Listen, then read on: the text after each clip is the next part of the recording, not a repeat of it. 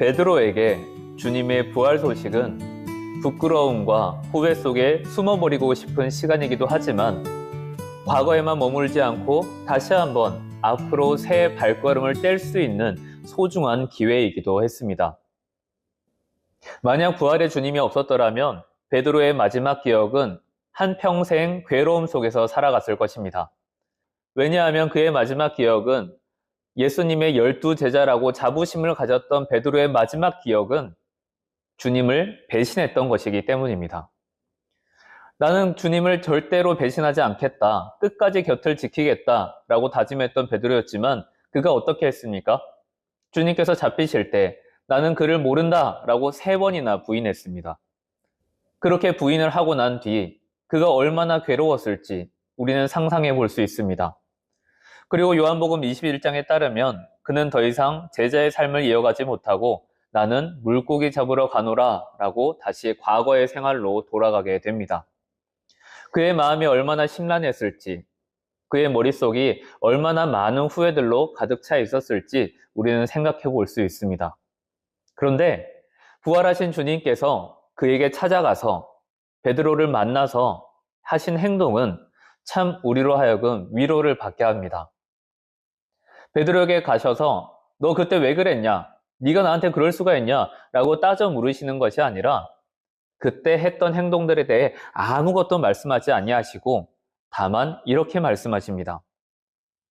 예수께서 이르시되 와서 조반을 먹으라 하시니 제자들이 주님이신 줄 아는 고로 당신이 누구냐 감히 묻는 자가 없더라. 예수께서 가셔서 떡을 가져다가 그들에게 주시고 생선도 그와 함께 하시니라. 아멘. 그 어떤 것도 따져 물으시지 않으십니다. 다만 밥 먹자라고 하십니다. 예수님께서 부활하신 후 특정한 장소로 제자들을 호출하신 것도 아닙니다.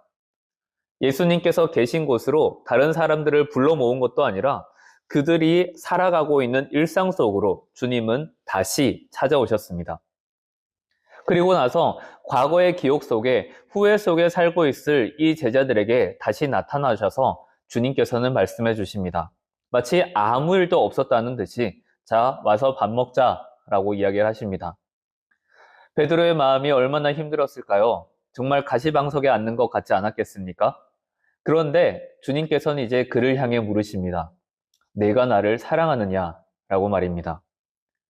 베드로가 그날 밤 주님을 3번 부인했던 것처럼 예수님도 그를 향해 3번 물으십니다.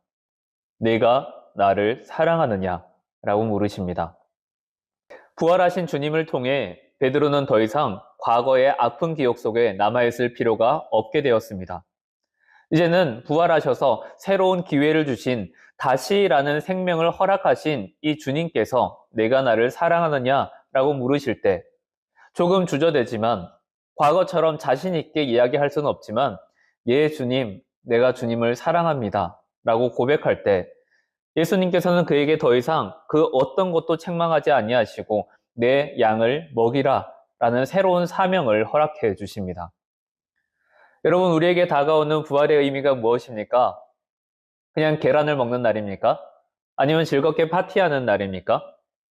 정말로 주님께서 우리를 위해 새로운 생명을 허락하셨고 새로운 기회를 주셨다는 이 감격이 여러분과 저의 마음 가운데 기쁨으로 찾아오길 원합니다. 정말로 후회스럽던 과거의 상황 속에 그때로 돌아간다면 절대 그렇게 하지 않았을 텐데 라는 후회 막심한 그 마음 속에 주님께서는 다시 한번 기회를 허락하시며 이제는 그것을 책망하지 아니할 터이니 새로운 사명을 허락하시는 이 주님의 따스한 음성에 따스한 모습에 우린 다시 한번 반응하길 원합니다. 내 상황이 변하다 보면 우리는 얼마든지 베드로 같은 사람이 될 수 있습니다. 무서워서, 두려워서, 그리고 내가 더 손해볼 것 같아서. 그래서 주님을 부인할 때도 있습니다. 그리고 나중에 후회할 때가 참 많이 있죠.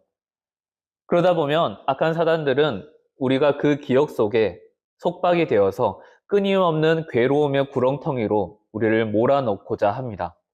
그런데 부활하신 주님께서는 사망 권세를 깨트리고 이기신 우리 주님께서는 더 이상 그것이 끝이 아니라 새로운 시작 그리고 회복을 선포해 주십니다.